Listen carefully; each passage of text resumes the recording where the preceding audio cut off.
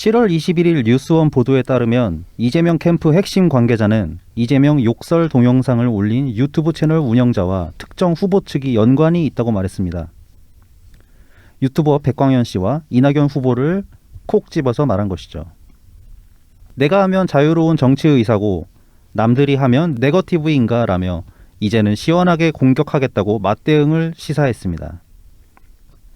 캠프 핵심 관계자가 누군지 모르겠지만 지금 당신이 하는 행동이 네거티브입니다. 사실관계를 왜곡하여 의혹이 있는 것처럼 말하고 있으니까요. 백광현 씨는 이낙연 캠프와 직접적인 관련이 없습니다. 이낙연 후보가 백광현 씨에게 일자리나 대가를 제공한 것도 아닙니다. 그냥 이낙연 후보의 지지자일 뿐 이낙연 후보의 사람은 아니란 겁니다. 그럴 수도 없을 뿐더러 그런 일이 발생했다면 백광현 씨는 이낙연 후보 지지자들에게 발휘했던 영향력을 잃게 됩니다. 그 점이 바로 이재명 지지자와 문재인 대통령, 이낙연 후보 지지자들의 근원적인 차이입니다. 당선과 공약 이행 이외엔 어떠한 대가도 바라지 않고 허용하지 않는 게 문재인 대통령, 이낙연 후보 지지자들입니다. 그리고 욕설 동영상을 게재한 사실 자체가 어떤 불법 행위가 되지도 않습니다. 허위 사실이 아니니까요. 네거티브라고 함부로 말하지 마시길 바랍니다. 후보 검증입니다. 이재명 후보 스스로 부정하고 왜곡하는 과거의 거친 언행을 있는 그대로 돌려줌으로써 유권자들 스스로 판단케 하려는 의도입니다. 이것이 네거티브라면 네거티브의 근원은 이재명 후보 본인입니다. 안녕하세요. 나이브TV 블랙하우 BC입니다. 오늘도 한계 소비 성향 1의 남자 호구맨님과 함께합니다. 안녕하십니까, 호구맨입니다. 네, 한 주간 안녕하셨습니까? 안녕 못했습니다. 뭐 아시다시피 지금 3일째인가 36 최고 기온 36도 계속 지금 찍고 있는 게. 네, 그 정도. 예. 지금도 아까도 지금 녹음실 들어오기 직전에 날씨에 딱 켜보니까 36도 뜨더라고요. 덥습니다. 예, 참고로 오늘은 7월 22일 목요일입니다. 네, 지금 네. 목요일 지금 낮 2시 30분쯤 됐죠. 예. 제일 더울 시간. 네, 한창 더울 시간. 아까 이제 녹음 전에 잠깐 나갔다 왔는데 그 잠깐 사이에도 네. 땀이 막 흐르더라고요. 죽습니다. 이런 날은 정말 밖에 있으면은 뭐라고 해야 되나? 이거 인생을 다시 생각하게 된다고 해야 되나? 그렇습니다. 근데 그래도 뭐 기온에 비해서 습도가 그렇게까지 높지는 않아가지고 좀 의외로 버틸만 합니다. 그런 구석이 있습니다. 그러니까 어떤 해는 더위, 그러니까 기온 자체가 이렇게까지 높지는 않아도 습도가 높으면 정말 힘든데 약간은 사막 기후 같은 그런 느낌이 들어요. 요즘 여름. 네. 어제 밤에도 잠깐 에어컨을 끄고 있었는데요. 네. 환기시킨다고. 네. 다행히 습도가 이렇게 높지 않으니까. 그러니까요. 네. 선풍기만 켜고 잘만 하더라고요. 그러니까 그 열대성 그런 뜨거운 기온 같으면 습도가 높으니까 그늘에 있어도 더위를 피할 수가 없는데 공기 자체가 끈적끈적해가지고. 네네. 이 사막성 더위 같은 거는 그늘에 있으면 시원하거든요, 순식간에. 그렇죠. 공기 자체에 습도가 없으니까 몸이 끈적하지는 않잖아요. 네네. 그런 점이 요즘 더위에 좀 차이가 아닌가 뭐 그런 생각이 듭니다. 한편으로는 이게 또 이상 기후의 어떤 징후인가 싶기도 하고. 종잡을 수가 없죠. 네. 예. 항상 이렇게 여름 시작하기 전에나 아니면 겨울 시작하기 전에는 올 여름은 날씨가 어떨까. 뭐. 그러니까 무난하게 넘어가면 오히려 그게 좀 불안한 그런 시절인 것 같아요 지금. 예. 그리고 이게 천천히 변하다 보니까 체감하는 게 좀 덜한데 한 20년 전에 어땠는가 생각해 보면은 기억을 더듬어 봐야 되지만 물론. 네. 뭐 기록 같은 걸 찾아보고 하면은 진짜로 좀 기온이 많이 이상하게 변하고 있구나 그런 걸 이제 점점 실감하게 되죠. 네. 10년 전하고도 또 차이가 크니까요. 그렇죠. 네. 그래도 또 대통령께서도 이 기후에 관해서 굉장히 민감하게 지금 생각하고 계시는 것 같고 그렇습니다. 이게 또 기후 특히 그 농산물이 기후를 많이 타잖아요. 그렇죠. 예. 작년 같은 경우에는 갑자기 늦장마가 오면서 비가 많이 와가지고 수성 물가가 많이 올랐었죠. 네네네. 네, 과일들이라던가 뭐 채소 오류 네. 이런 것들에 영향을 미쳤었습니다. 그래서 작년에 추석을 쇠지를 못해가지고 그러셨죠. 추석 물가에 감이 전혀 없습니다. 그래서 대통령님께서는 이제 날씨에도 고민이 많으실 것 같습니다. 네. 예, 그럼 오늘도 뭐 갈 길이 멀죠. 갈 길이 멉니다. 그래서 일단 후원자 네. 소개를 해드리겠습니다. 저에게 항상 관심과 약간의 금전적 도움도 주시는 고마운 분들을 약간이 아니고 큽니다. 네. 저희의 전부입니다. 그러게요. 말 실수했습니다. 죄송합니다. 예, 큰 도움을 주시는 네. 네, 후원자 여러분 소개해드리겠습니다. 팟빵을 통해서 그린님 지난주에 수고해 주셨고요. 그 다음에 어용방자님께서 후원해 주셨습니다. 감사합니다. 감사합니다. 자, 그리고 경선 홍보입니다. 지금 현재 민주당에서 재외국민, 해외에 거주하고 계시는 재외국민 선거인단 모집 중입니다. 이게 이제 그 2차 모집하고 이제 같이 돌아가는 거죠? 네, 그렇습니다. 그래서 7월 16일부터 시작했고요. 네. 8월 3일까지 모집한다고 합니다. 홈페이지 주소 os.더민주 theminjoo.kr로 네. 접속하시면 되고요. 전화 인증이 불가능하기 때문에 재외 국민들은요. 그렇죠. 홈페이지 인증으로. 네, 홈페이지 아마 이제 지난번처럼 이메일 인증하시게 될 것 같습니다. 그래서 그렇겠죠. 자세한 정보는 홈페이지로 들어가서 참고해 주시면 되겠습니다. 네. 아까 그 말씀하셨다시피 우리 그러니까 사전에 얘기했다시피 이거 외우기 힘드시면 OS는 오버시. 네. 오버시, OS. 오버시 민주 네, KR로 이제 그렇게 기억을 하시면 되겠습니다. 네. 네, 그래서 해외에 계시는 국민 여러분께서는 많이 참여해 주시기 바랍니다. 정말 쥐어짜야 될 것 같습니다. 네, 네. 뭐 이제 그래서 본 내용으로 이제 들어가 볼까요?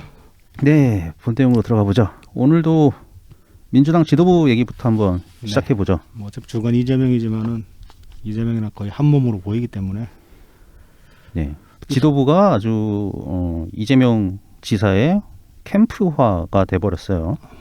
지도부도 그렇고 지금 당 선관위도 지금 상당히 좀 중립을 위반한 듯한 그런 모양새를 계속 보이고 있고 뭐 분위기가 그렇게 좋지는 않습니다. 이건 어떻게든 이재명을 당선시키려는 의지가 읽히는 수준이라고 할 수 있죠. 당 선관위 이야기부터 먼저 해볼까요? 네네. 예, 당 선관위 일단 가장 큰 문제점. 그러니까 가장 큰 문제점이 최근에 또 이제 문제점이 하나 드러난 게 저번에 그 유정주 의원이었던가요? 네네네. 그 양반은 그래서 이제 선관위에서 사퇴를 했지 않습니까? 선관위원회에서. 네, 뭐 정확하게 언제 사퇴했는지에 대한 얘기는 없고, 네. 뭐 돌아다니는 얘기는 뭐 6월부터 이미 선관위원이 아니었다, 뭐 그런 얘기가 있고요. 근데 그 양반 말고 또 이제 한 명이 더 나왔죠. 추가로 또 이 사람 선관위 있으면 안 된다는 안 될 만한 사람이 하나가 더 나왔죠. 정은혜 의원입니다. 정은혜 의원. 은혜 의원. 정은혜 의원. 네. 예. 역시 캠프 소속돼 있나요? 이 양반은 그 이재명 전국 여성 지지 조직 해서 이제 명랑 여성 시대라고 들어보셨죠? 네네네네. 거기 발기인으로 참여한 사람입니다. 근데 이 사람이 지금 그 선관위에 들어가 있으니까 이걸 이제 지적을 했단 말이죠. 지적을 하니까 이 변명이라고 한 소리가 되게 좀 자기중심적인 그런 이야기를 해가지고 이 보는 사람들 좀 열불나는 소리를 했는데 뭐라고 했냐면은 저 같은 경우 캠프에 속해 있는 게 더 이로울 수 있지만 포기하고 당을 위해 선관위원을 하기로 한 것이라며 문제가 없다는 반응을 보였다라고 하거든요. 그렇게 대답을 했음에도 결국은 다시 선관위에서 그러니까 이 말이 납득이 되십니까 일단?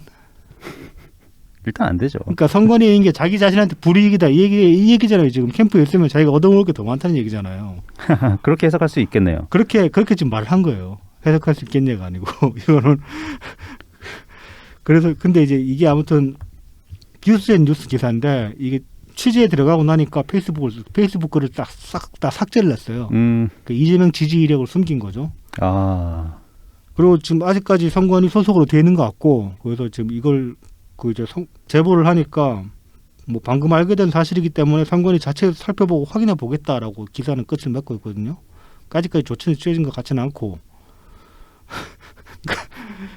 이 어떻게 대답을 이렇게 하는지 당신의 지금 공정성을 이야기를 하고 있는데 너 공정하지 않다라고 질문을 했는데 거기에 대한 답이 내가 이재명 캠프에 있으면 나한테 더 이익이지만 나는 그 불이익을 감수하고서 당을 위해서 선관위 캠프에 있겠다라고 말하는 게 이거는 그 동문서답이죠 말하자면. 되게 웃긴 얘기죠. 네, 예. 그러니까 도대체 뭐 캠프에 있던 네, 아니면은 선관위에 있던 네. 그게 도대체 어떤 의미로 이익을 저울질할 수 있는지. 뭐 이제 그렇게 이 사람이 말하는 의도는 그거겠죠. 그러니까 이재명 캠프에서 있으면은 만약 이재명이 당선이 되면은 자기도 이제 공로를 인정받아서 더, 더 해먹을 수 있는 게, 그러니까 뭔가 해먹을 수 있는 거리가 생기는데, 아, 나는 그런 내 기회를 포기하고 당을 위해서 지금 헌신하기 위해 선관위에 들어왔다라고 지금 말을 하고 있는 건데, 이거는 동문서답이죠. 왜냐하면 당신이 이재명을 지지하고 있고 이재명 지지 조직의 발기인으로까지 참여를 했으면은 중립성이 훼손되니까 선관위에 있는 게 말이 안 되지 않냐라고 물은 거잖아요. 그러면은 내가 이재명을 지지하지 않는다라고 얘기를 하든지 아니면 뭐 그 지적이 맞다. 내 중립성이 내가 중립적이지 않다라고 보일 수 있겠다라고 대답을 하든지 해야 되는데 그거랑 상관없이 그냥 나는 손해를 감수하고 여기 있는 건데요라고 답을 한 거예요.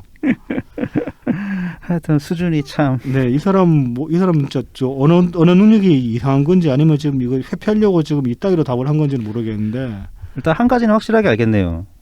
이재명 캠프가 매우 잘 어울립니다. 매우 잘 어울리죠. 네.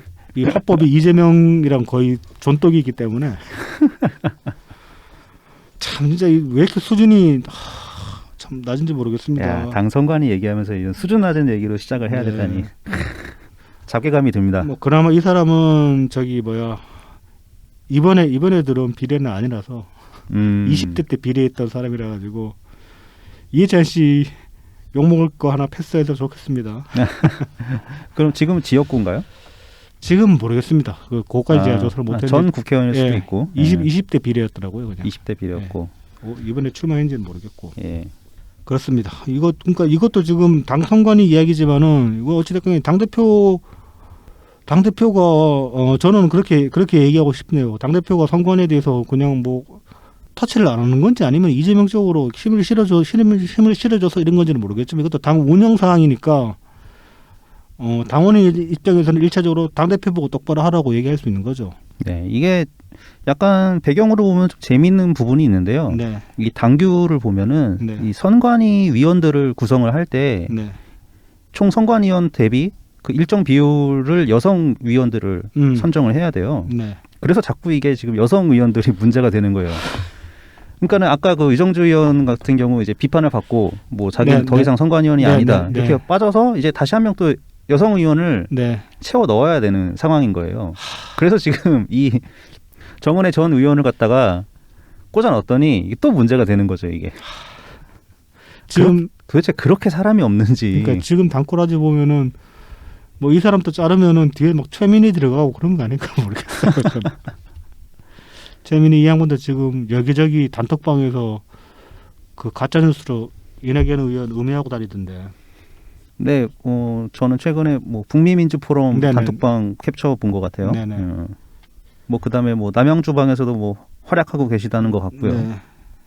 그러지 맙시다, 좀. 아니, 다들 목숨 걸었어. 지금 뒤도 안 그러니까 오늘만 사는 사람처럼 그러고 있는데 그러니까 말입니다. 정말 오늘만 살게 하고 싶습니다. 오늘만 살고 싶다면 오늘만 살게 해줘야죠. 아무튼 이것 때문에 좀 그 빡치는 와중에 이 송영길 씨가 또 저는 이제 대표라고 부르기도 싫어요. 자연스럽게 송영길 씨라고 나와버리는데 송영길 대표가 이제 녹음 이후로도 계속 또 친이재명적인 행보를 지속해 왔죠. 뭐 그저께였습니까? 또 삼성전자 방문한 게 네, 이번 주 화요일이었죠. 네. 삼성전자 방문해가지고 무슨 이재용 사면이 어쩌네 그런 소리를 했는데. 사면이죠. 형 집행 이제 정지시킨다는. 네, 뭐 사면 뭐 가능하다 뭐 그런 식으로 얘기를 했죠. 이재용 씨가 들어간 지 좀 기간이 됐나 봐요, 시간이. 그러게 말입니다. 예, 그러니까 보통 이제 가석방 해당하는 게 그 총 교도소에 있는 시간에 뭐 3분의 1 정도 했을 때 이제 가석방 가는 기간이 된다는 것 같죠, 아마. 뭐 그런데 왜 이렇게 그 가석방이나 사면을 자꾸 이렇게 정치적 카드로 쓰려고 하는지 그것부터가 일단 이게 구태 정치 아닙니까 사실? 구태기도 하고 뭐 이면에 이거 좀 재밌는 게 이재명 후보가 어떤 사람입니까? 재벌 그렇죠. 저격하면서 자기 몸을 키워온 사람인데. 재벌 개혁의 기수로. 네. 근데 이제 갑자기 기본소득 때문에 사람이 바뀐 건지 저는 차별을 왜, 받으면 안 된다고. 왜 이렇게 말했는지 이유는 납득할 수 있을 것 같아요. 납득이 아니라 이해를 할 수 있을 것 같아요. 뻔하죠. 뭐 이거 저기 지금 지속적으로 지지율 계속 하락하고 있지 않습니까? 삼성 지금 없어진 미전실, 지금 미전실 대신에 뭐라고 그런지 모르겠다. 아무튼 삼성 기획팀한테 헬프 친 거라고 봐야죠. 저는 그렇게 보입니다. 나 지지율 떨어졌는데 좀 도와주라라고 이제. 미전실의 도움을. 화해하자. 나 밀어주면은 조용히 살려줄게. 뭐 그런 식으로. 공수표일 텐데. 근데. 그렇죠. 뭐 그쪽 사람들도 바보가 아닌데 판도라 가는 거 뻔히 읽고 있는데 뭐 이거 받아들일까 싶기도 하고. 근데 아무튼 그런 좀 얄팍한 그런 노림수가 보인다는 겁니다. 사실 이재명이는 뭐 송영길은 제쳐두고 네. 이재명이 삼성에 대해서 우호적인 모습을 보이면은 자기 지지자들한테는 좋은 소리 못 듣잖아요. 그러니까 이 지지자들은 도대체 뭐 어떻게 하려고. 그러니까. 아니 그 지지자들이 굳이 이낙연 후보가 싫다고 저격하는 게 올 연초에 있었던 사면 발언. 이명박 박근혜 사면 발언 때문에 그런 거 아닙니까? 네네. 그리고 뭐 예전에 2018년 지방선거 때 저희 문재인 대통령 지지자들 보고 뭐라 그랬습니까? 삼성 알바라고 그러지 않았습니까? 그때 이제 주로 딴지 게시판 애들이 리플로 공격한답시고 했던 얘기가 맨날 삼바 그러고 다녔잖아요. 그렇죠. 삼바. 어디든지 가가지고 붙어가지고 삼바나 팔아 뭐 삼바 신경 그러니까 이를 정성으로 삼바를 뭐 공격해라 그런 식으로 맨날 얘기를 했잖아요. 그랬죠. 예. 그랬는데 참 이재명이 이러고 있는데 입을 닫고 있으니 그것도 좀 웃기긴 하죠. 그 꼴이. 근데 아무튼 이제 제가 보기에는 그렇게 보인다는 겁니다. 이제 삼성의 화해의 제스처를 취하면서 삼성한테 좀 도와달라고 저는 헬프 치는 걸로 그렇게 봤어요. 과연 이재용 지금은 부회장이 아닌가 이제? 근데 지금 청와대에서 입장 나왔습니다. 네. 뭐 그거 없다고. 조율된 바 없다고. 그렇죠. 지금 이게 광복절 사면이 있잖아요. 네. 그러니까 한 달 뒤에 이제 광복절인데 법무부에서 이제 보통 먼저 명단을 만들고 그다음에 이제 대통령께서 제가를 하면은 이제 사면 명단이 이제 확정이 되잖아요. 네. 근데 법무부랑 조율된 바 없다라고 청와대에서 입장을 밝혔습니다, 일단. 네. 그리고 대통령께서 취임 때부터 방침 세우신 게 그거잖아요. 사면 정치적 카드로 쓸 일 없다고. 그렇죠. 정치적 사면 없다고 말씀하셨잖아요. 김용민 씨는 저는 이거 어떻게 생각하나 모르겠어요. 이석기 석방 소리도 안 하는데 지금 이재명이 이석기 석방하라 소리도 안 하면서 이재용 사면 가능한데 그런 얘기를 했으면은 김용민 씨 상당히 지금 속이 뒤틀릴 것 같은데 그래서 요즘 폭주하시나? 글쎄요. 요즘 보면 좀 이렇게 내면의 뒤틀림이 느껴집니다. 김용민 씨 페북글들 속이 바짝바짝 타들어가는 것 같죠. 좀 여러 가지 부조리를 스스로 느끼는 것 같아요. 지금 이재명이 계속 갈팡질팡하는 거 보면서 뭔가 느낀다면 뭐 그래도 뭐 조금 낫다고 할 수도 있죠. 뭐 저는 좀 말이 새는 것 같긴 하지만 아무튼 김용민 씨에 대한 개인적인 평가는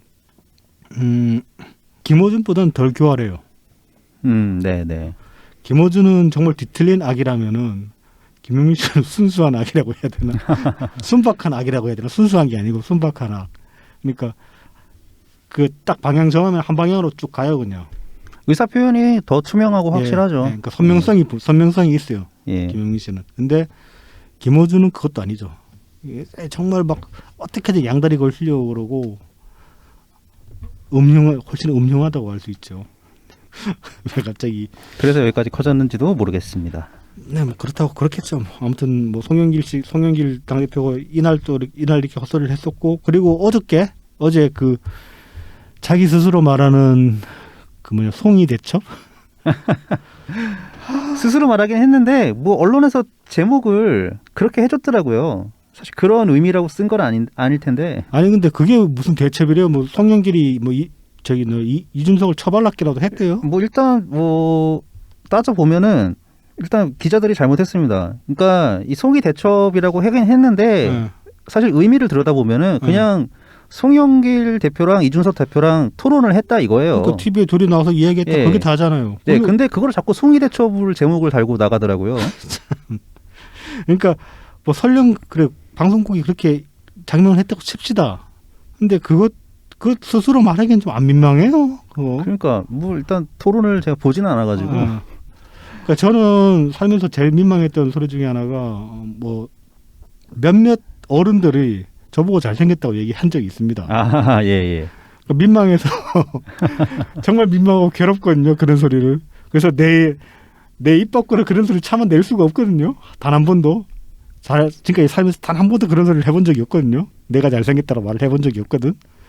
아니면 누가 나를 잘생겼다라고 말을 하더라라고 그렇게 얘기를 한 적이 없어요. 실제로는 그런 소리를 들었지만은 그 들은 상황을 표현할 때도 그냥 뭐 내가 되게 참하다라고 얘기하는 그런 이상한 사람들이 있더라라고 얘기를 그 정도까지는 얘기를 하지 내가 잘생겼다는 얘기를 들었다고 해서 내가 잘생겼다라고 말하는 사람들이 있더라라고 말을 못 한다고. 저는 내심 뿌듯하지만 그런 얘기를 들을 때마다 매우 뿌듯하지만 그래도 남한테 얘기하지 않습니다. 저는 진정으로 막 오그라들고 괴롭습니다. 그런 소리는.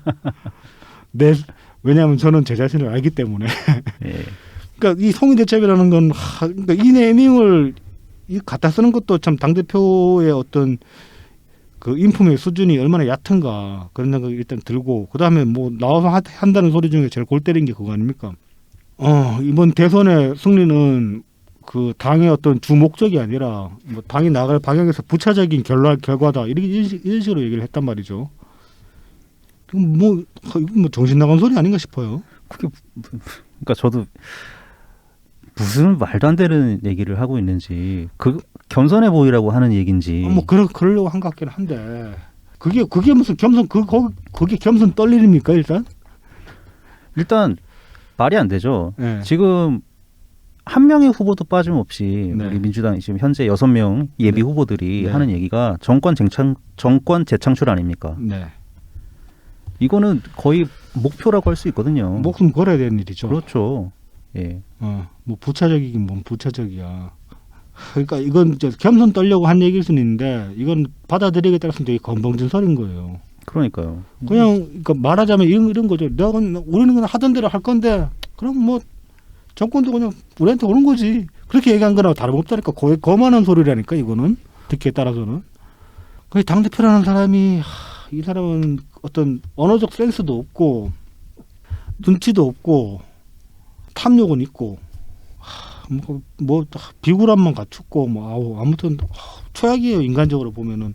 저는 당에서 뭐 이해찬이나 뭐 이재명 뭐 요즘 추미애까지 뭐 그렇게 이제 막 최악의 인간들을 자꾸 보는데 송영길도 이 정도 급일 거라고는 생각 못 했는데 진짜 이 하루가 다르게 송영길이 바닥이 어딘지 알 수 없게 계속 처박혀 내려가고 있는 것 같습니다. 뭐 대단합니다. 예. 말을 사실 뭐 이해찬 대표 같은 경우 아니면은 추미애 대표 같은 경우는 그래도 어느 정도 이렇게 최저한 이 정도까지 망칠 수 있다. 어느 정도 예상이 됐었고 사실 예상을 크게 벗어나지는 않았었거든요. 뭐 잘했을 때도 있지만. 근데 추미애는 좀 뒤통수 측면이 있지 않습니까, 사실? 추미애 당대표 시절에. 예, 그렇죠. 그러니까 이 정도는 할 거다. 이 최저. 이 정도는 뒤통수 칠 거야. 어떤 예상이 있었고 이제 그대로 했어요. 그대로 한 측면이 있는데 송영길 대표 같은 경우는 이 예상했던 최저치가 이렇게 낮지는 않았거든요. 네. 그렇죠. 당선되기 전에. 네. 근데 아주 가볍게 그거를 깨부수고 밑으로 돌진하고 있습니다. 그러니까 뒤통수를 쳐도 이렇게 치는 인간은 저는 또 처음 본 건 아니겠지만은 참 오랜만에 보는 것 같습니다. 그리고 한순간도 쉬지 않고. 네, 한순간도 쉬지 않고. 최근에 또 송영길 당대표가 이런 얘기를 했어요. 이준석 대표랑 얘기했다면서 지구당 지구당 부활. 지구당을 부활시키겠다는. 이게 상당히 사실은 좀 심각한 이야기죠. 네. 지구당 정치 부활시킨다는 거는 2004년 이전으로 되돌리다는 얘기인데 그때도 이제 지구당 정치에 이제 그 명목으로는 뭐 일단 돈이 많이 든다. 지구당 유지하려면 돈이 많이 들어서 뭐 이렇게 정치 자금 같은 거에 이제 문제가 되고 하니까 그것 때문에 지구당제를 없애자고 그렇게 얘기를 해서 합의를 본 건데 사실은 이건 이제 정치 진입 장벽을 굉장히 높이는 그런 결과를 초래를 하죠. 네, 일단 참고 삼아서 말씀을 드리면은 이 지구당이라는 게 지금은 현재 이 중앙당이 있고 지역 위원회가 각 지역에 있죠. 이제 시도당이 있죠. 네네. 그다음에 이제 의원들의 지역구 사무실은 그냥 의원들이 운영하는 네, 거고요. 네, 근데 지구당이라는 거는 각 지역구 사무실이 네. 당 조직에 편입되는 거죠.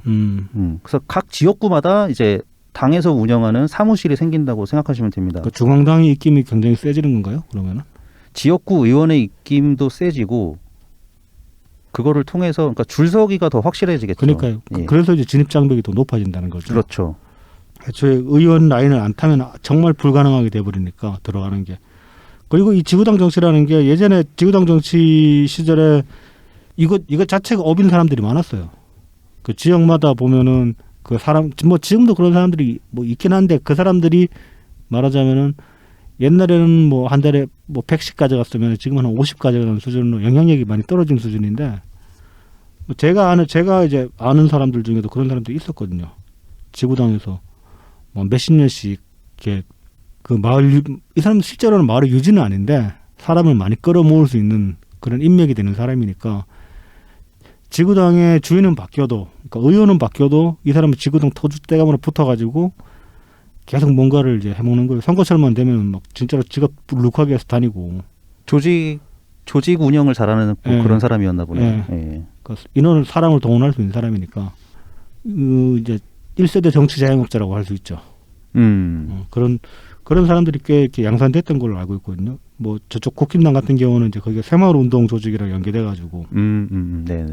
그러니까 새마을 무슨 청년회장 그런 거 하면 다 그쪽 그 지구당에 소속돼가지고 이제 그걸로 밥 벌어먹고 있는 사람이라고 보면 되고 그랬었죠. 이제 그런 거 없애고 진입 장벽을 낮추자는 취지로 지금 지구당자를 폐지를 한 건데 이 말로만 청년 정치 그러고 청년 정치 숨통을 완전히 끊어놓자는 그런 얘기는 다름없는 거예요. 그리고 이제 그 SNS에서 이제 일부 그 많은 분들이 우려하시는 것처럼 이게 어떤 그 NL 세력이 민주당으로 침투해가지고 점조직세 불려나가려는 판을 깔아주려는 거 아니냐 그런 우려도 있고 저도 충분히 그럴 수 있다고 봅니다. 그렇죠. 지역의 조직세가 목소리가 이제 과대평가되는 그런 일이 생길 수가 있겠죠. NL 같은 경우는 NL의 기본 행동 강령이 포섭인데 이 사람들 포섭 정말 잘해요. 거의 어느 정도 수준이냐면은 이거 좀 범죄를 예로 들게 될 것 같은데 뭐 타짜 보면은 저기 그 중간에 그 호구 사장 이렇게 등쳐먹는 그 씬이 있지 않습니까? 네네. 김일수가 이렇게 골프장에서 접근해가지고 이렇게 작업 걸어가지고 그렇죠. 네. 어떻게 자꾸 이렇게 엮이는 사건을 만들어가지고 이 사람하고 거의 연인 관계처럼 만든 다음에 등쳐먹잖아요. 그랬죠. 예. 거의 그 수준으로 NL에서는 사람을 포섭할 때 그런 식으로 합니다. 뭐 물론 그만큼의 물적 저항이 들어가지는 않겠지만은 평소에 되게 친밀하게 접근해가지고 뭐 고민 상담 들어주고 뭐 술도 자주 사주고 그러면서 서서히 물을 들이게 하는 거죠. 사이비 종교 포교 활동과 비슷하네요. 그 방법론이 사이비 종교로 많이 넘어갔다고 보는 거예요. 아니면 누가 먼저랄 게 없을 수도 있고. 근데 제가 생각하기에는 그 방법론이 지금 사이비 종교 그 포교론으로 넘어간 것 같습니다.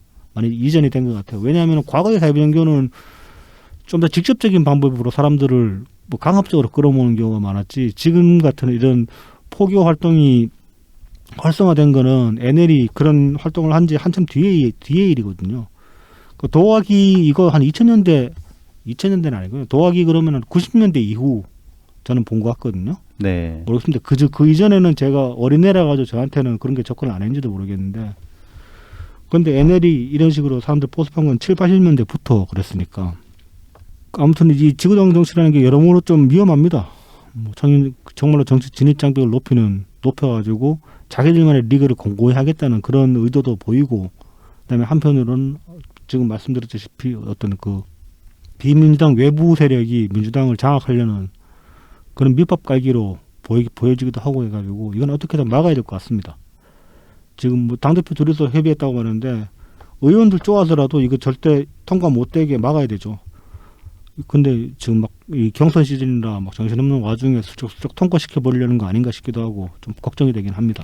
예, 이거 걱정이 많습니다. 이게 그러니까 의원들 참 지역구 의원들이 근데 이거를 반기는 사람들도 분명 많이 있을 거예요.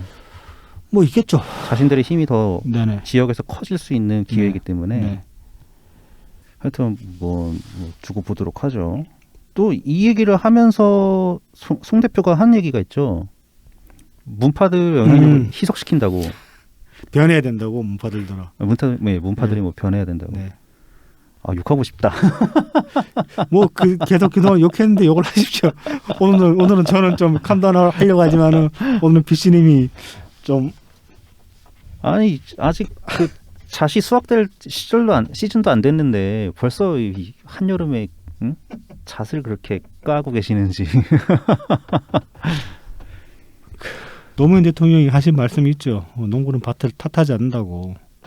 어떤 경우든 간에 정치인이 뭐 시민 유권자 탓을 해버리면은 그건 그 자체로 실격입니다. 송영길은 당대표 이전에 정치인으로서 실격인 거예요. 이 소리를 하는 순간. 그리고 뭐 질문하고 싶어요. 송 대표님한테 물어보고 싶은데 도대체 어느 친문? 문파. 아, 문파는 한줌 문파라고 예전 당대표님들께서 이낙연 후보님 빼고 그랬는데 보통은 이제 언론에서도 타겟이 정확하지는 않긴 하지만 그래도 좀 더 많이 이 강성 친문 뭐 아니면은 문파라고 다룬다고 하면은 그 상당수의 이재명 지지자들도 포함이 되거든요. 근데 송영길이 말할 때는 그렇게 그렇게 그 범주로 드는 건 아니겠죠. 그럴 것 같긴 해요. 그럴 것 같긴 한데. 송영길이 그나마 방송이라서 순환을 했겠지만은 아마 이 언어를 알고 있을 것 같고 그렇게 쓰고 싶었지만은 그걸 그냥 돌려서 말한 것 같은데 정확하게 똥파리라고 얘기하고 싶겠죠, 송영길이. 아, 진짜 주댕이에서 똥 냄새 납니다. 어떤 경우에도 아무튼 정치인은 시민이나 당원 아니면 유권자들 탓하면 안 됩니다, 송영길 씨.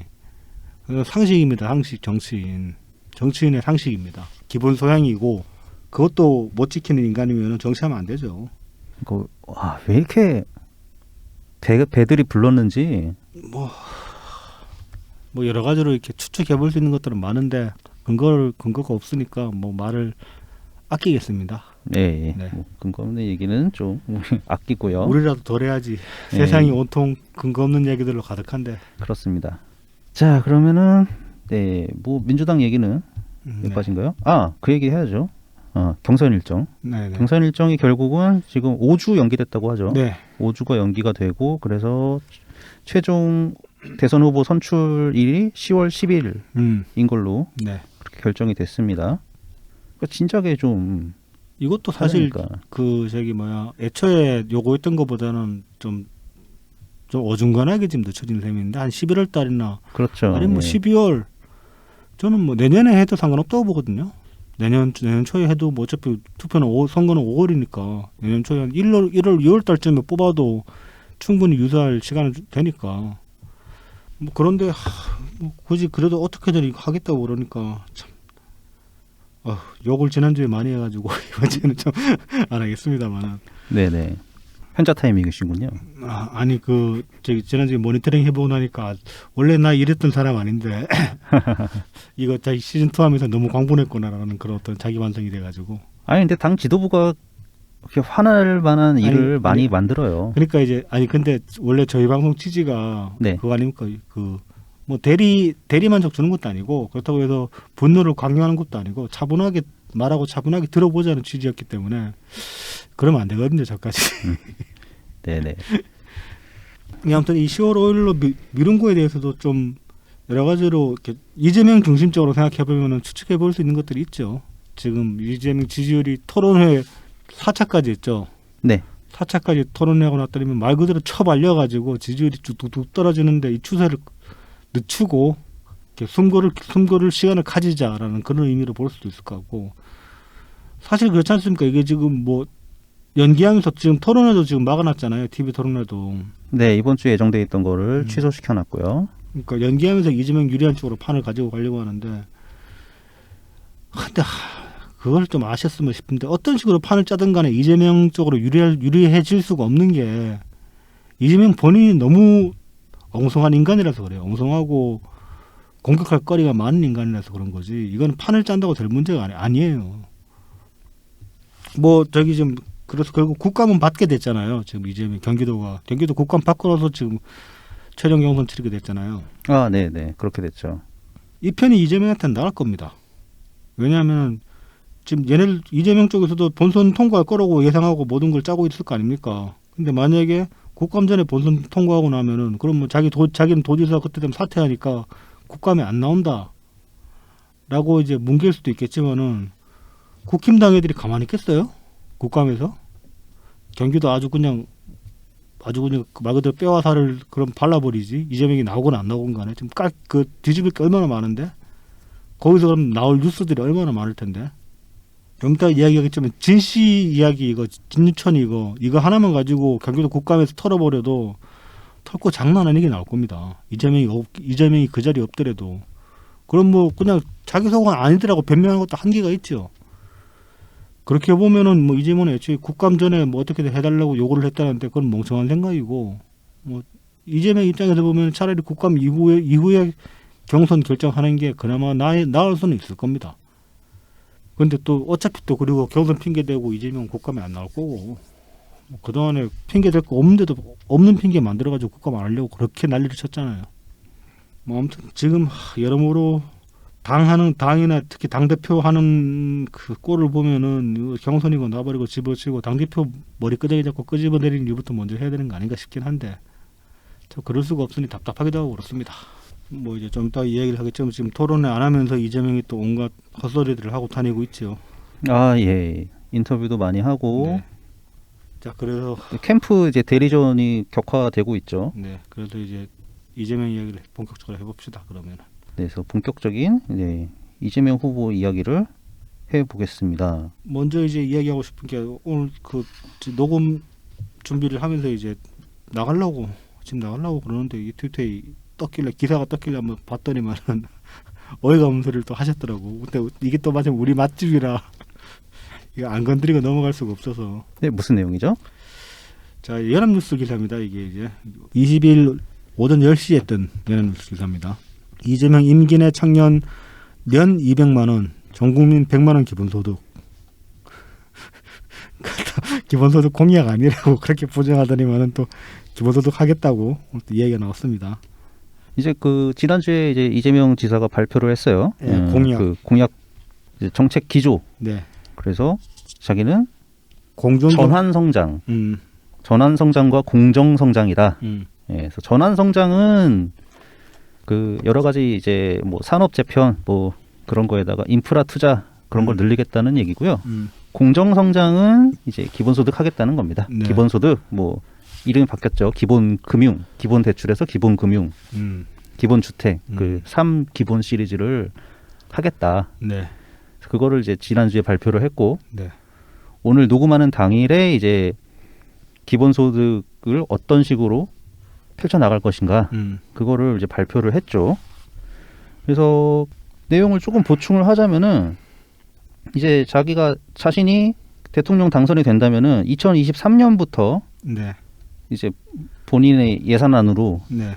정책을 꾸릴 수가 있으니까요. 일단 전 국민에게 연 100만 원, 네. 연 100만 원을 주고요. 근데 네. 이게 임기 내에 하겠다는 거고 시행 첫 해에는 연 25만 원 1회로 시작한다고 합니다. 2023년에. 네. 그 다음에 청년들 네. 만 19세에서 만 29세 네. 이 사람들한테는 연 100만 원. 네. 이게 첫 해. 예. 네. 그래서 첫 해에 들어가는 예산은 약 20조 정도. 예, 이렇게 시작을 하겠다고 합니다. 이거 뭐 충분히 할 수 있다. 네, 이렇게 얘기를 하더라고요. 네. 그 다음에 이제 임기 내에 이제 25만 원씩 총 4회. 네. 그래서 연 100만 원을 주고 네. 청년들은 계속 그대로 연 100만 원. 연 200만 원인데? 그러면 청년들은 총 200만 원을 받게 되는 거죠. 그러니까 100만 원에서 200만 원이라는 얘기예요? 그렇습니다. 이것도 또 그럼 또 말장난이네. 그렇죠. 청년만 200만 원 추가로 주는 게 아니고 100만 원 플러스 100만 원. 기본소득 100만 원에 청년 기본소득 100만 원. 아하. 이재명식 표현으로는 청년 배당이죠. 여기에 또 이런 숨은 말장난이 저도 이 기사 봤는데 그냥 대충 보고 넘어가지고 이건 또 놓쳤네요. 예, 저는 이제 그 정책 발표 뒤에 기자 간담회 내용을 한 20여 분 정도 분량을 좀 봤습니다. 그래서 거기에 나온 설명이 그렇더라고요. 이거 이제 대충 그 계산 때려 보면은 전 국민 100만 원씩 주려면은 연간 50조. 그 인구 이제 5천만 원으로 잡고. 그렇죠, 그렇죠. 그다음에 19에서 29세 인구가 제가 찾아보니까 딱 검색하면 뜨는 게 2017년도 거라 가지고 2017년도 기준으로 봤는데 뭐 크게 차이는 없을 거예요. 2017년도에 그 19세에서 29세 인구가 대략 950만 명 정도 수준입니다. 그럼 1000만 명 잡아도 1000만 명 잡고 또 100만 원씩 주면은 연간 10조가 필요하죠. 그럼 요것만 하면 60조네. 이렇게 주는데 필요한 게 연간 1년간. 그렇죠. 근데 이거 재원 마련을 기사에 따르면은 세금을 절약하고 증가분을 고려하면은 50조 정도가 마련이 된다고 합니다. 이재명 말로는. 근데 어떻게 50조를 마련할 것인지 또 이렇게 상세하게 말은 안 하고 있어요. 그냥 대충 퉁쳐서 50조 나온다라고 얘기를 해요. 아끼면은.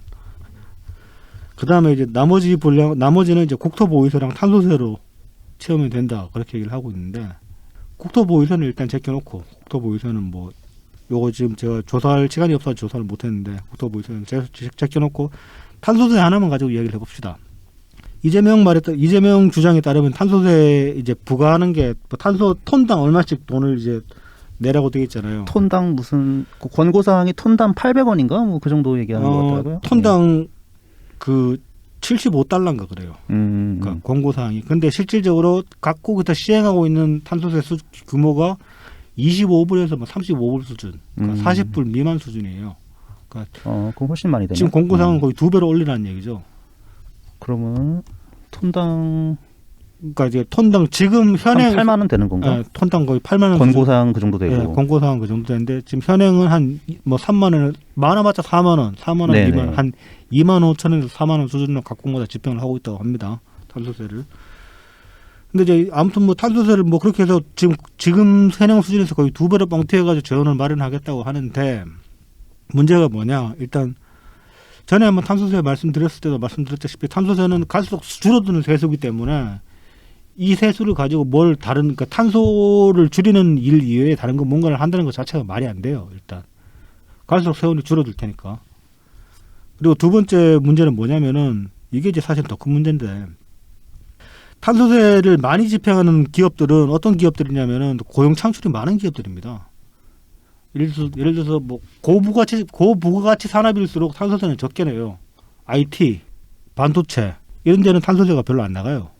근데 중화학이나 뭐 중공업들은 기름 떼가지고 뭐 화학, 그러니까 중화학공업 그러면 대부분 다 석유화학이니까 이쪽은 뭐 탄소가 엄청 나오겠죠. 그 다음에 중공업 그러면 다 금속을 쓰니까 이쪽도 뭐 용광로 떼고 하면 기름 엄청 떼니까 탄소가 많이 나오겠죠. 그러니까 대부분 탄소세를 내는 기업들이 고용 창출이 많은 기업들이란 말입니다. 근데 이 기업들의 지금 현행에서 2배 수준 되는 탄소세를 물려버리면은 그만큼 기업의 고용력이 깎일 수밖에 없어요. 그러니까 인건비 절감하고라도 이윤을 남기려고 할 테니까 자동화를 더 가속화시킨다든지 그런 식의 결과를 초래할 수 있는 거죠.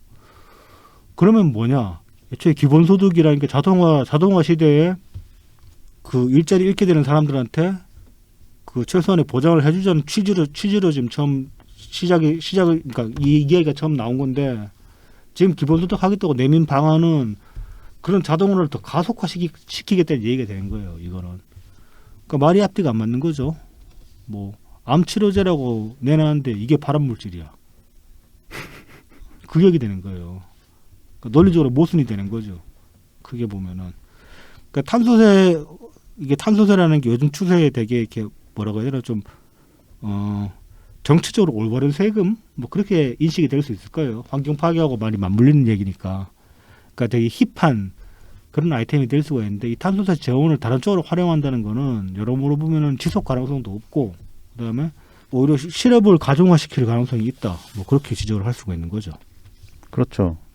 그리고 뭐 이낙연 후보께서 토지 공개념 3법을 통해서 말씀하신 내용도 있지만 거기서도 이제 보유세 비슷한 얘기가 나오거든요. 네. 그러니까 유휴 토지에서 네. 세금을 가산해서 세금을 걷는다든가 어떤 그런 것들이 이제 뭐 종합부동산세를 주정을 해가지고 뭔가 세금을 더 많이 걷어서 불로소득에 대한 어떤 이익분을 네. 환원을 하자. 뭐. 예, 사회로 환원할 수 있게 네. 그런 장치를 마련하겠다는 네. 그런 의도잖아요. 그래서 그거를 어디다 쓰느냐, 기본소득으로 나눠주는 그런 게 아니라 집 더 지어야죠. 그렇죠. 공공 임대주택을 네. 더 짓고 그다음에 사회적으로 집을 마련하기 힘든 그런 위치에 있는 사람들이 살 공간을 마련해주는 그런 목적으로 사용을 해야 되는데 그렇죠. 이거 기본소득으로 다 나눠주면 음.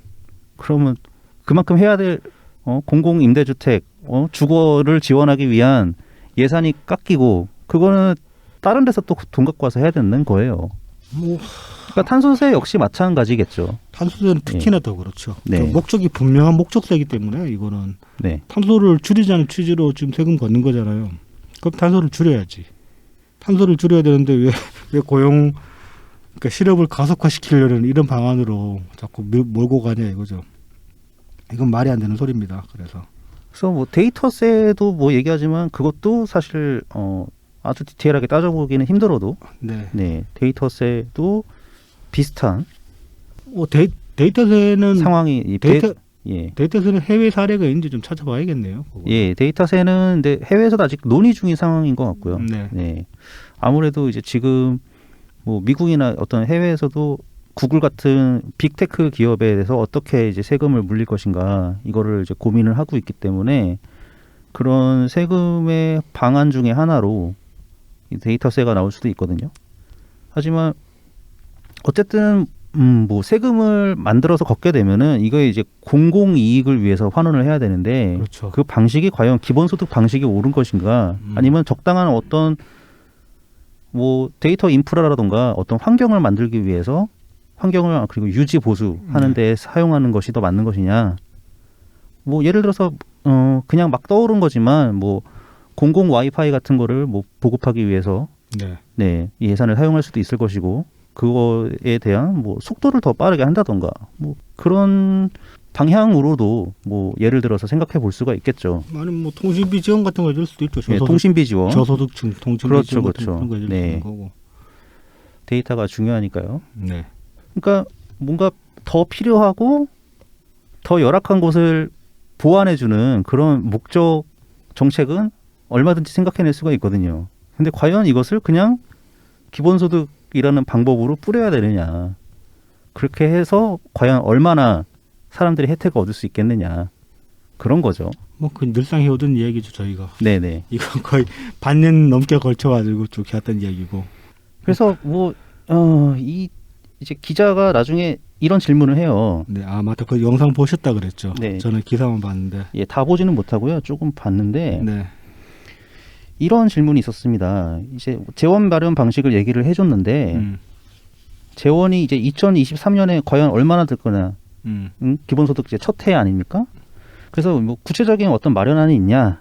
그러니까 일단 그거는 자기가 이제 그냥 예비 후보 신분이고 딱 집행 계획처럼 이렇게 정확하게 찝어서 얘기를 할 수 없다. 아직 거기까지 계획이 뭐 없다는 그거는 거예요? 뭐 이해를 합니다. 네. 근데 이제 대충 이제 아웃라인을 이렇게 잡아주는데 2023년에 그러니까 내후년이죠. 국가 예산을 620조, 630조 정도 될 거라고 바라보고 있더라고요. 네. 지금 참고로 올해 예산이 550조 정도 되죠. 550조 정도. 그 정도 590조까지 못 갔나요 아직? 아직은 안 갔을 겁니다. 왜냐하면 작년이 520조였거든요. 네네. 작년이 이제 많이 늘렸죠. 네네. 많이 늘려가지고 512조. 네. 512조였고 올해가 이제 계속 예산을 투입하고 있기 때문에 한 550조 정도 수준일 겁니다. 네. 2021년이요. 네. 그러면서 이제 120, 30조 정도 되지 않겠냐 이렇게 바라보고 있어요. 네. 이재명 지사는. 네. 그래서 그 중에서 그 전국민 기본소득으로 연 25만 원.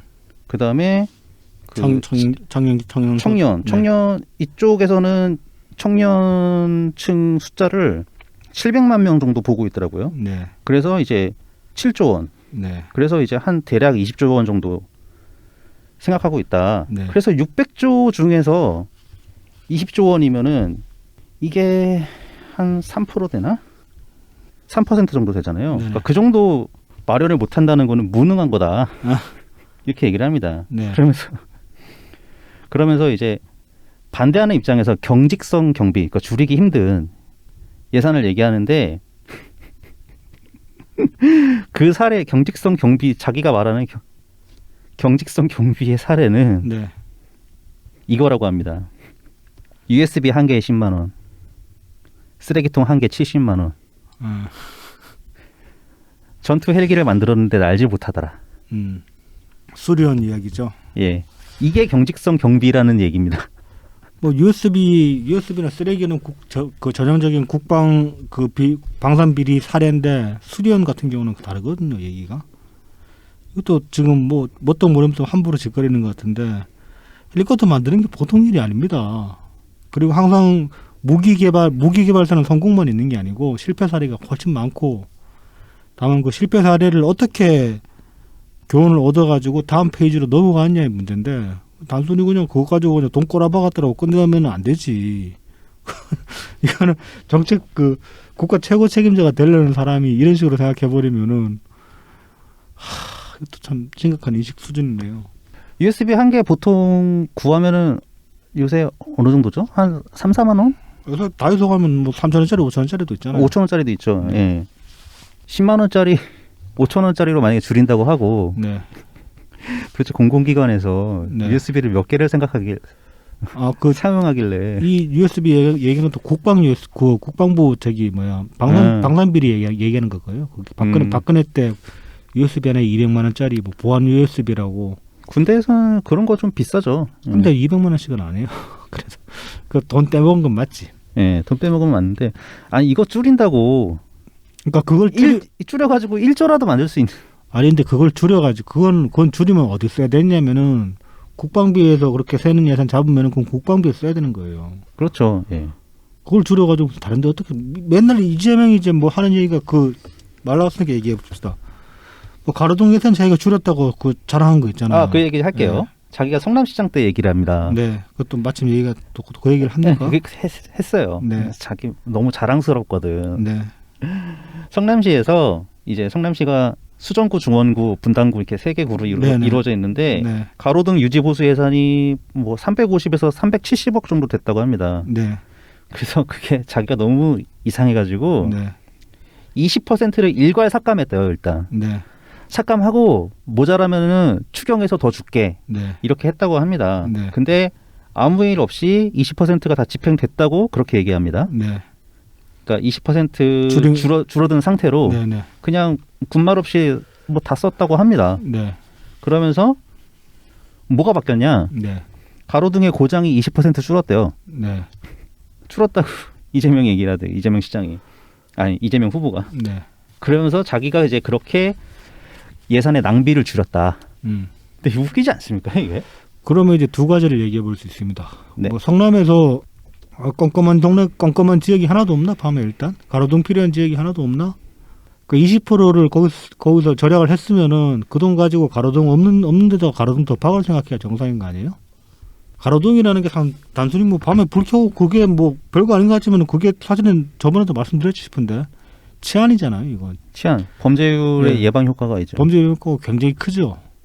그리고 뭐 서울도 아직까지 돌아다녀 보면 밤에 껌껌한 데가 있는데 성남이라고 왜 없겠어요. 뭐 물론 제가 성남을 마지막으로 왔다 갔다 한 게 한참 전이기 때문에 한 10몇 년 전이기 때문에 요즘은 어떤지 모르겠습니다만은 분당 빼면 수정이나 중원은 그 껌껌한 동네들까지도 꽤 있을 거라고 저는 생각하거든요.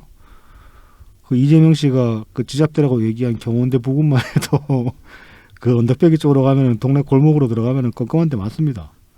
그런데 가로등 하나 더 놔주는 게 그 동네 사람들 특히 그 여자분들한테 치안에 굉장히 유의미한 일이란 말이죠. 그러니까 예산은 항상 그러니까 세는 예산을 잡을 필요는 잡아야 돼요. 그건 공직자. 맞아요. 그러니까 특히 그 책임지는 위치에 있는 공무원들이 꼭 해야 될 일이긴 한데 그 잡은 예산을 뭐 다른 데 전용할 게 아니라 그거를 그 분야에서 부족한 부분이 어딘지를 찾아서 집어넣는 것도 역할이거든요. 근데 이건 뭐 맨날 예산 잡아가지고 기본소득 주겠다 그 소리만 하고 있으니 이건 참 뭐라고 참 말하기도 참 지겹습니다. 이 수준이면은 진짜로. 하여튼 우습죠. 이거로 그 수십조란다. 이제 나중에 뭐 100조가 필요한 예산일 수도 있는데. 자, 학생 그다음에 때 뭐 이렇게 잠깐 네. 좀 그냥 문득 생각나가지고 예를 하나 들어볼게요. 학생 때 엄마한테 문제집 산다고 10,000원을 받았어요. 그런데 이제 문제집 산다고 10,000원 들고 가가지고 헌책방 가가지고 문제집을 3,000원 주고 샀어. 그 7,000원 남겨가지고 오락실 가서 존나게 놀았어. 집에 와가지고 그거 들키면 엄마한테 어떤 소리를 듣겠습니까? 예산을 저렇겠구나. 헌책방에 가서. 안 맞아 뒤지면 다행이죠. 그 상황에서 칭찬받을 수 있는 방법은 하나밖에 없어요. 10,000원 받아가지고 10,000원 받았는데 헌책방 가서 문제집 한 권 사고 문제 풀이집 2권까지 헌책 10,000원으로 다 샀다. 이러면 엄마가 너 돈 참 알뜰하게 쓰는구나 그러고 칭찬을 해주시겠지. 하지만은 헌책방 가서 3,000원 주고 문제집 사고 나머지 7,000원은 유흥비로 썼다 이러면 엄마한테 뒤지게 맞는 거예요. 이재명 마인드가 이런 거지. 어머니한테 등짝 스매싱 받을. 그러니까 지금 기본소득 그리고 애초에 기본소득 취지도 그렇지 않습니까? 복지 예산 다른 분야의 복지 예산들을 전용으로 해서 그러니까 다 통폐합해서 기본소득 하나로 뭉뚱그리자라는 개념이었어요. 그러니까 다른 예산을 전용하자는 얘기가 아니었다고 기본소득이라는 것 자체가. 그리고 왜 그랬냐면은 기본소득이라는 게 그 이전에 복지 집행에서 새는 돈이 많았기 때문에 그걸 막자는 취지로 그러니까 그거 그냥 그 새는 경비 없애고 그냥 그걸 그 예산 전체를 온전하게 사람들한테 주자는 그런 취지였단 말이죠. 원래 기본소득은 그런 거죠. 네, 그러니까 지금 이재명이 말하는 기본소득은 본래 취지에서 한참 벗어난 얘기고 자꾸 어떻게든 말 되게 만들려고 하다 보니까 그게 이유가 그거잖아요. 복지경비 삭감한다 이 얘기 들으니까 그 얘기 듣기 싫어가지고 네. 기존의 복지와 복지는 건드리지 않고 같이 뭐 경쟁하는 구도로 그러니까 복지는 복지대로 있고 계속 예산 전용하는 소리를 하는 거예요. 지금 상황에서 그러니까 정말로 그 원론적 원칙이 훼손되지 않는 기본소득으로 할 수 있는 방법은 하나밖에 없습니다. 지금부터 국가 경제 규모를 2배로 키우면 돼요. 그러니까 우리가 지금 3만 불 넘어갔잖아요. 우리가 지금 여기서 한 7만 불 정도, 6, 7만 불 정도로 경제 규모가 커지면은 저는 그러면 기본소득 한번 생각해 볼 수도 있다고 생각해요. 그러니까 지금 복지 수준을 그대로 유지한 상태에서 기본소득을 나눠주는 거 한번 생각해 볼 수도 있겠지. 근데 저는 물론 그렇게 되더라도 기본소득이 과연 필요할까라는 건 의문을 가지고 있고. 일단 6, 7만 불인 나라가 있는데 1인당 국민소득이 네네. 6, 7만 불인 나라가 있는데 하고 있는 나라는 역시나 없죠. 거기도 그러니까 복지 체계들이 여러 가지 항목으로 촘촘하게 짜여져 있지 기본소득으로 그렇게 주지는 않죠.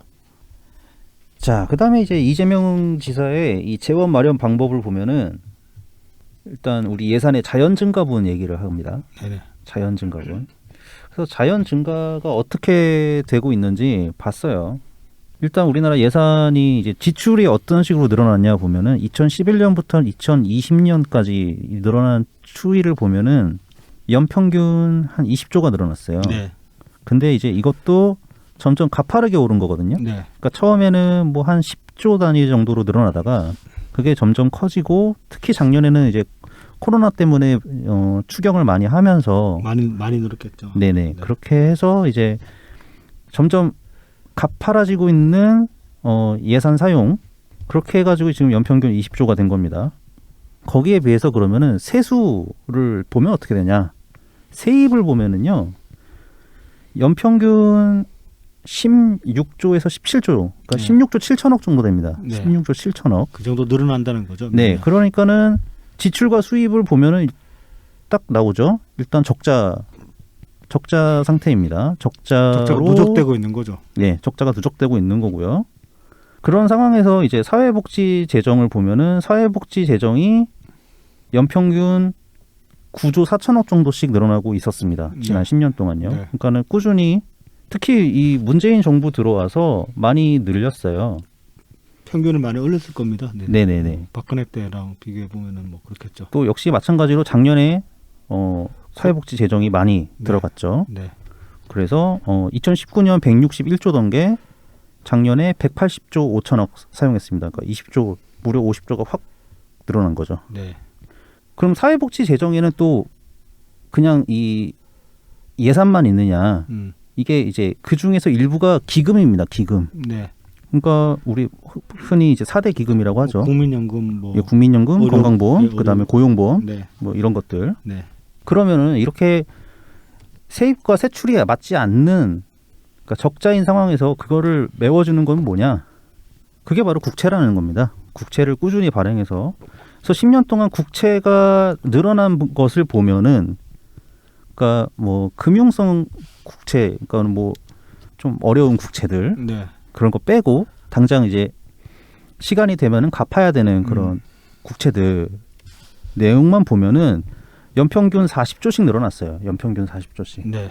그러니까 뭔가 세입과 세출이 맞지 않는 것을 국채로 메웠기 때문에 이 예산 증가라는 것을 그냥 아무렇지도 않게 자연 증가분 이라고 퉁칠 수는 없다는 거지. 그렇죠. 네. 그러니까 기본소득론자들이 이렇게 사람들 약간 눈속임하려는 것처럼 얘기하는 게 뭐 GDP의 몇 프로, GDP의 몇 프로 이렇게 얘기를 하는데 GDP가 전부 세금이 되지도 않을 뿐더러 그러니까 조세율이 다르기 때문에 예.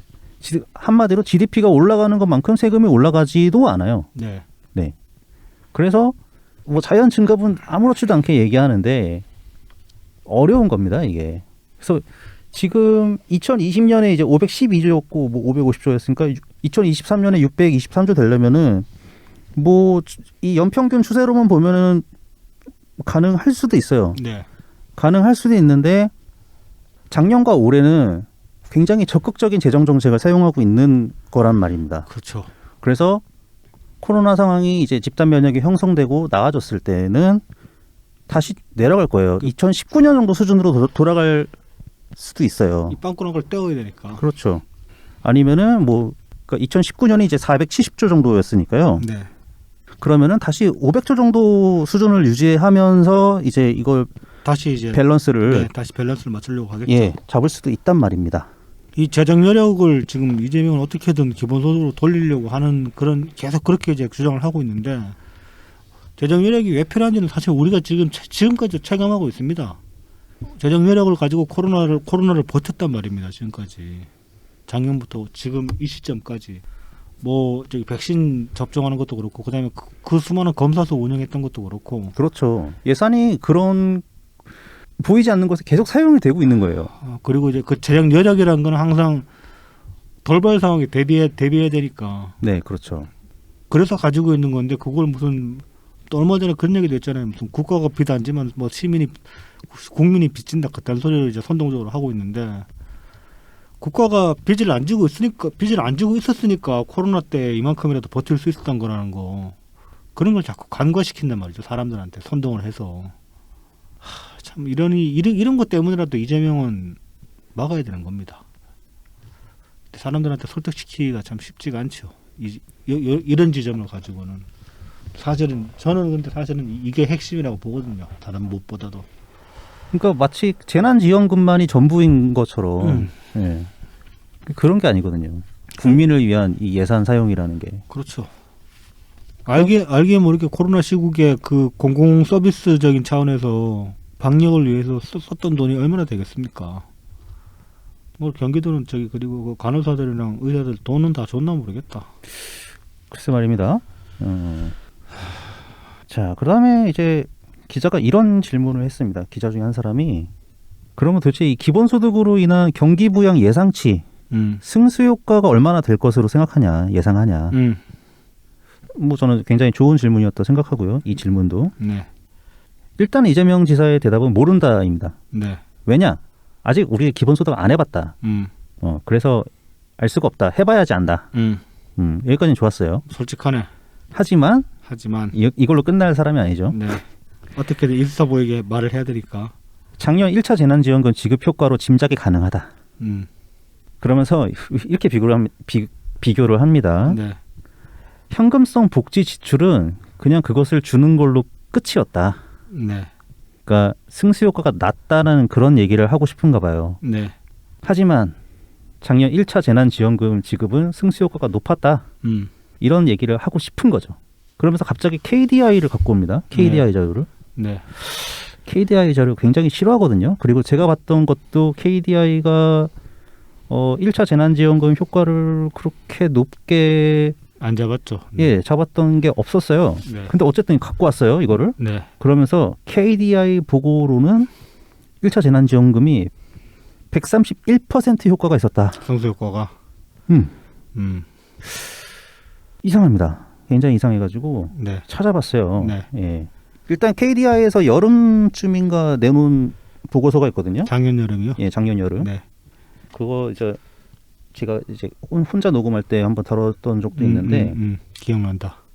그러니까 대략 30% 정도였어요. 그래서 그 30%를 130%로 뻥튀기 하는 건가? 그런 생각이 들어가지고 130%면은 그 저기 뭐 재난지원금 받고 그러니까 10만 원 받고 13만 원 그러니까 썼다는 그 얘기예요. 자기 주머니 돈까지 더 썼다는 얘기야. 네, 10만 원 받고 13만 원. 그런 효과가 절대 나올 수가 없거든요. 주머니 돈이 아니고 자기 통장 털어서 돈을 썼겠구나. 적금 깨서 돈을 썼겠구나. 쓸 돈 이상을 썼다는 얘기인데 말을 어디서 그냥. 근데 경기연구원에서 내놓은 자료는 그런 게 있어요. 2019년 대비 2019년 대비 해가지고 하여튼 얘네 그래서 2019년 대비가 아마 소비 그러니까 그 한계 소비 성향이 1.3 정도였다고 이런 식으로 얘기를 하고 만약에 코로나 때문에 소비가 줄어든 상황에서까지 감안하면은 최대 1.8배까지 그런 보고서가 있었거든요. 경기연구원 자료입니다. 네. 그거 그러니까 한마디로 그 기저 효과를 굉장히 바닥으로 찍어 눌러가지고 작년 그 1차 재난지원금 받고 늘어났던 소비 효과의 차이를 딱딱 긁어 벌려가지고. 네, 딱딱 긁어 모아서 어떻게든 많은 것처럼 보이게 만들려고 애썼다는 거 아닙니까? 예, 맞습니다. 그러니까 그 시작점을 엄청 낮춰놓은 거예요. 네. 그래서 이제 소비가 2019년이랑 똑같이 이루어졌으면은 그게 이제 뭐 한 1.3배인가 1.4배 정도 됐고 그 다음에 그 2019년보다 만약에 소비가 코로나 상황이라서 떨어진 것을 가정을 하면은 그게 이제 1.7배인가 1.8배. 예, 이게 경기연구원 얘기거든요. 네. 근데 KDI는 그게 없었어요. KDI는. 네.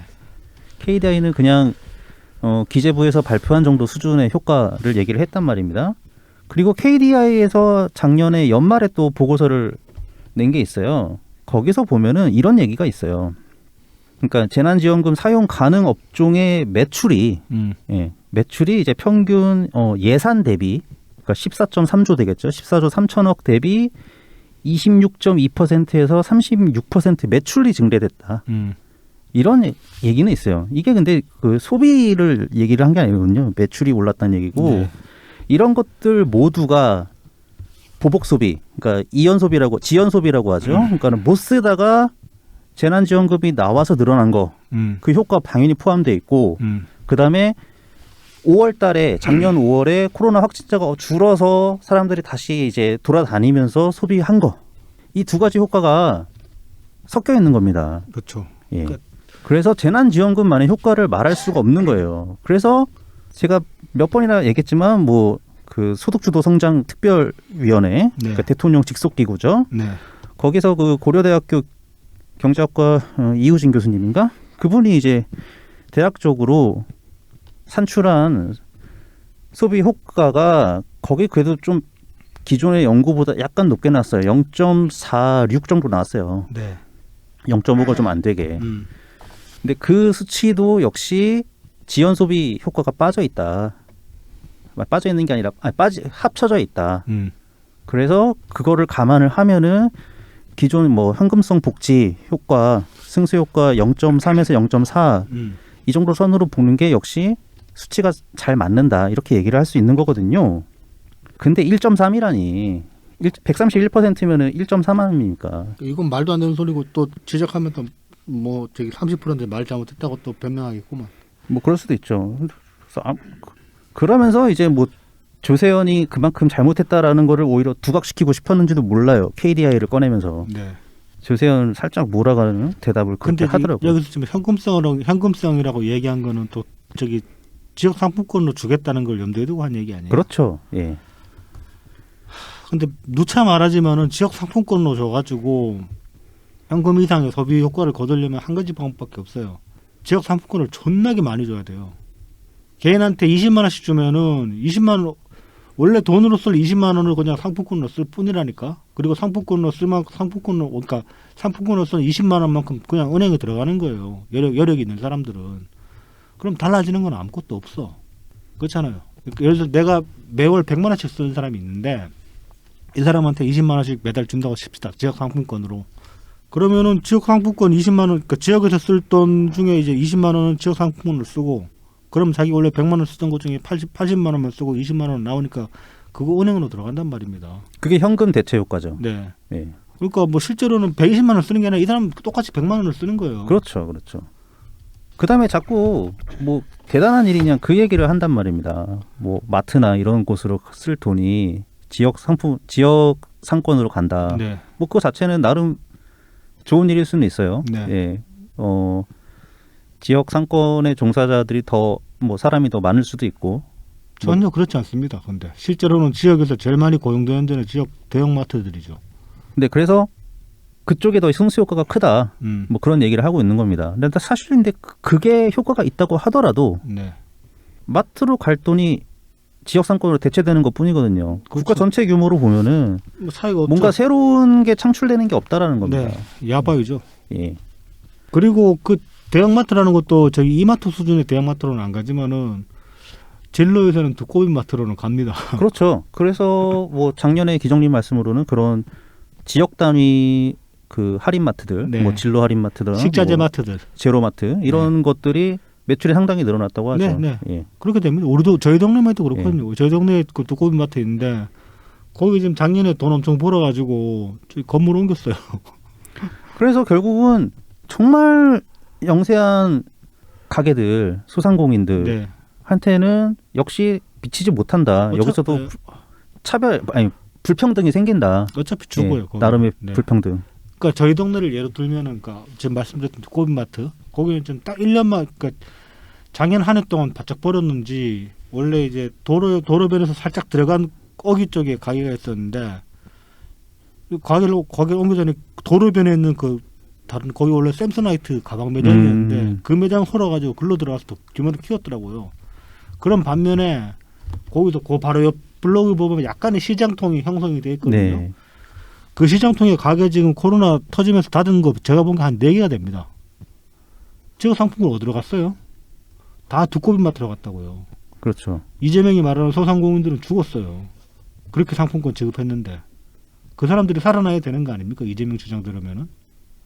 그러니까 무슨 뭐 저기 이마트 죽이고 두꺼비 마트 살리는 게 지역 상권 살리는 일이에요? 나중에 이제 걔네가 이마트 되겠지. 그러니까 걔네가 이마트 되겠지. 음. 그리고 뭐 두꺼비 마트 살리는 게 저는 의미가 없다고 보지는 않습니다. 왜냐하면 두꺼비 마트에 거기 일하시는 그 아주머니들이 대부분 이제 여자분들인데 아주머니들인데 얼핏 봐도 한 10명은 넘어 보이니까 제가 사는 그 권역 안에서 그만큼 많이 고용하는 영업자는 거기밖에 없으니까 그 10몇 분은 이제 생계가 보장이 돼, 생계가 더 나아진 거지 지역 상품권 때문에. 하지만 제가 잘 가던 꽈배기 집이나 그다음에 뭐 저기 떡볶이 집도 하나 망했고 뭐 반찬 가게도 하나 망했고 뭐 또 그렇습니다. 김밥집도 망했고 동네에 있는 그런 데는 상품권 덕을 못 봤다는 얘기예요. 그래서 자꾸 뭐 1차 재난지원금하고 이제 2020년 2차, 3차, 4차까지 재난지원금 뭐 비교를 하는데 우리가 누차 얘기하지 않습니까? 비교 대상이 아닙니다. 비교 대상이. 비교 대상이 아니죠. 네. 예. 일단 목적이 다르고 정말 그 힘든 분들을 살리기 위한 생존 수단, 생존 지원금, 네. 생존 지원금이 2차, 3차, 4차다. 그리고 당시에 또 그 코로나 상황도 방역 상황도 달랐고. 네, 확진자가 늘어나고 있어서 다시 네. 거리두기가 강화되면서 그렇죠. 예, 사람의 이동량이 줄어들었던 시대죠. 네네. 그래서 그때 이낙연 대표가 한 끼 포장 운동을 한 거 아닙니까? 그렇습니다. 예, 가서 먹지 말고 네. 포장해서 먹으면 된다. 그렇게 해서 도와주자. 방역에 방해하지 않고 그분들을 지원할 수 있는 방법. 그러니까 그 시절에 정말 지역 상권을 살리고 싶었으면 나한테 100만 원 줬으면 된다니까. 나한테 100만 원 주면 나는 진짜로 그 꽈배기 집 떡볶이 집에 돈 다 들어가는 거야 그대로. 승수성향이 좋으니까 그러니까. 아예 14조를 다 14조 다 주면은 14조 나도 쓰기 빡세다. 빡세다 안 되겠다. 그만큼 소화 여력이 안 된다. 14조 주면 나도 막 저기 막 람보르기니 사고 그래서 안 된다. 그렇게까지 필요 없고 한 100만 원만 몰빵해서 줘보라고 나한테. 지역 상권에 다 뿌려주니까. 근데 나 같은 사람이 지역에 한두 명이겠냐고. 골라보면 나온다니까 그런 사람들. 왜 그 노력을 안 하고 어머니 두꺼비 마트에 돈 가면서 떡볶이집 살린다는 그런 그 거짓말을 하고 있냔 말입니다. 예, 그렇게 이게 이미 뭐 억지로 찾을 필요가 없어요. 네. 허구매님 같은 비슷한 어떤 소득 상황이 계신 분들이 승수 효과가 한계 소비 성향이 더 크다. 네, 그건 뭐 이미 다 드러나 있고 옛날부터 이론으로 정립돼 있을 걸요 이미. 이론과 데이터가 잘 결합돼 있죠. 꽉꽉 쌓여 있죠. 네. 그럼 뭐 그렇게 어려운 일도 아니고 조사하는 거. 그렇습니다. 근데 다 무시하고 지금 억지로 말을 만들려고 하니까 현상이랑 말이랑 괴리가 되죠. 자꾸 이렇게. 이재명이 그래도 갑자기 기본소득 또 토론 때는 안 한다 그랬잖아요. 안 한 게 참 공약이 아니라고 그랬다가 지금 다시 전면적으로 내세운 거 아닙니까 공약으로. 그러니까 오락가락 완전히 안 한다도 아니고 한다도 아니고 오락가락하게 뭐 공약은 아니다 그런 식으로 예. 이야기를 했다가 지금 이제 공약으로 명시를 했잖아요. 예. 왜 이러느냐 뭐 단순하죠. 그냥 뻔히 보이죠. 결국 지지율 하락에 따라 가지고 하락에 따른 조치 아닌가. 뭐 집 나간 토끼를 다시 잡아오겠다 그런 의도로 보이는데 이게 좀 헛발짓는 거 아닌가 저는 그렇게 생각합니다. 이재명이 지금 지지율 떨어지는 이유가 기본소득을 부정해서는 아니라고 보거든요. 물론 이제 그것도 지엽적인 이유는 될 수 있겠지만은 전체적으로 놓고 보면은 단순히 기본소득을 부정해서 그런 게 아니라 그 토론회에서 보인 전반적인 모습 때문이라고 보거든요. 뭐 말도 잘 못하고 자기 할 얘기만 하고 비아냥대고 네, 비아냥대고 앞뒤 안 맞는 소리하고 그런 것들이 총체적으로 이제 그런 모습들이 총체적으로 보여지면서 코어 지지층 이외의 사람들이 이제 그동안의 이미지로만 언론의 이미지로만 이재명을 접했던 사람들의 환상이 깨지면서 쭉쭉 빠져나간 거라고 보지 뭐 기본소득을 부정했다 저는 그것 때문은 아니라고 보거든요. 그리고 지금 만약에 부정했던 걸 다시 뭐 기본소득 하겠다라고 말을 한다고 해도 이미 한번 말을 바꿔버린 상태니까 이 말에 얼마나 신뢰성이 있겠냐는 거죠. 저 사람 또 저러다가 자기 상황에 따라 가지고 말 바꿀 수 있겠더라고 사람들이 생각을 안 하겠어요? 그 어느 한쪽으로 방향을 정했으면 그쪽으로 밀고 나가는 그런 모습을 이재명은 한 번도 보인 적이 없는 것 같아요. 항상 유불리에 따라서 상황에 따라 가지고 과거에 했던 자기 말을 언제 그랬냐는 듯이 그냥 무시하고 말 바꾼 적이 한두 번이 아니니까 그동안은 그걸 이제 언론들이 커버를 잘 쳐줬는데 토론회 4번으로 그게 싹 드러나 버렸고 그 뒤에 이제 그걸 수습하려고 하는데 또 말 바꾸기가 돼버린 거죠. 이건 근데 언론이 어떻게 커버 쳐줄 수도 없는 것이고 헛다리 짚은 게 아닌가 뭐 저는 그렇게 생각합니다.